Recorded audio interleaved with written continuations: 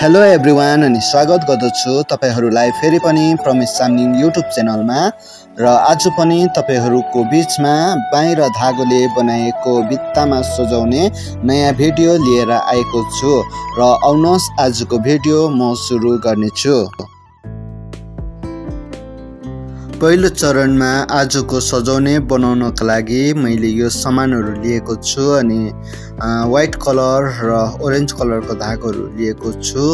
धागो काट्नका लागि मैले कैंची लिएको छु अनि 9वटा बाई मैले लिएको छु अनि झुमर बनाउनका लागि यो काठ मैले लिएको छु अनि यसको नाप 8.5 सेन्टिमिटरको छ अनि यो सबै सामानहरु लिएर आजको सजाउने बनाउन गइरहेको छु। र दोस्रो चरणमा कसरी बनाउने म देखाउने छु। मैले बाई लिएर सेतो धागोले बाईलाई वरिपरि लगाएर म बाईलाई कभर गर्ने छु।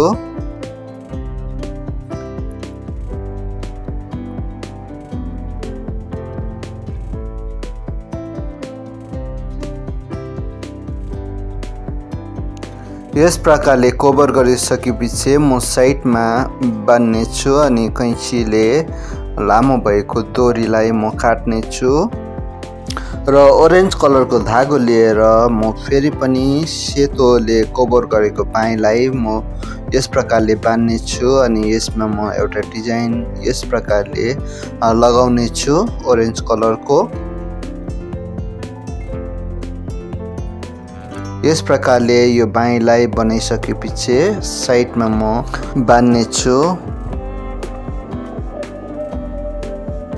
यसरी नै अरु 9वटा बाई पनि म यस्तै बनाउने छु र म अब झुम्का बनाउन गइरहेको छु अनि झुम्का बनाउँदा मैले काठ लिएको छु अनि यो काठको नाप 8.5 सेन्टिमिटर छ अनि यसमा धागो म 30 चोटी वरिपरि घुमाएर यसको साइडमा म सेतो धागोले लगभग आधा इन्च जति म सेतो धागोले वरिपरि बान्ने छु।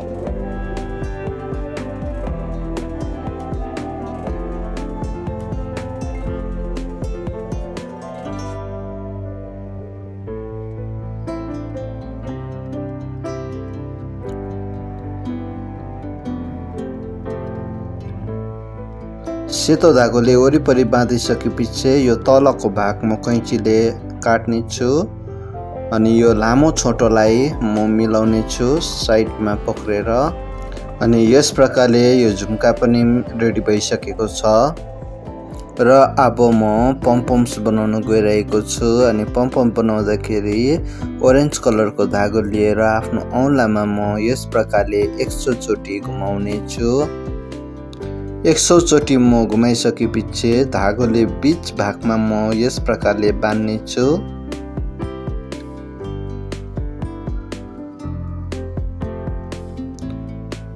यस प्रकारले बाँधिसकेपछि म तलको भाग र माथिको भागलाई कैंचीले काट्ने छु।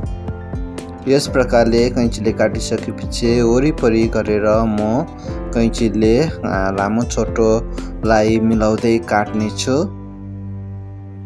वरिपरि घुमाउने छु अनि लामो भएकोलाई म कैंचीले मिलाउने छु अनि यो एउटा बल आकारमा म यसलाई बनाउने छु। लामो छोटो म मिलाउँदै यसलाई यस प्रकारले काट्ने छु अनि यो पम्पम्स पनि रेडी भइसकेको छ र अन्तिम चरणमा बनाएको सबै कुरो म जोड्न गइरहेको छु अनि जोड्दाखेरि यो बाई मैले बनाएको छु अनि यो बाईलाई यस प्रकारले धागोले म जोड्ने छु अनि यसलाई ग्लु गनले पनि जोड्दा हुन्छ।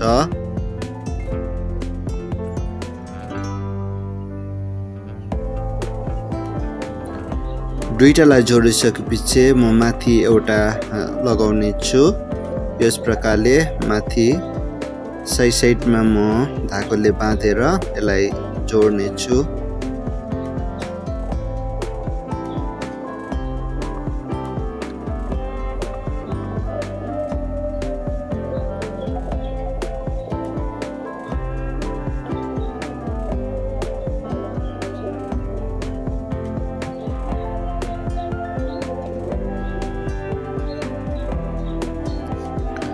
यस प्रकारले तीनटा जोडिसकेपछि तल्लो भाग म जोड्ने छु। तल्लो भाग जोड्दाखेरि म तीनटा लगाउने छु।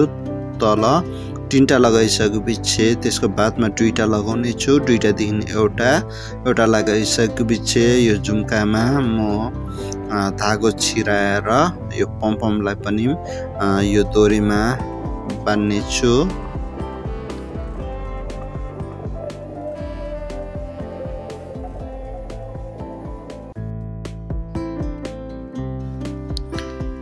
यस प्रकारले म यो साइडमा यसलाई बान्ने छु झुम्कालाई।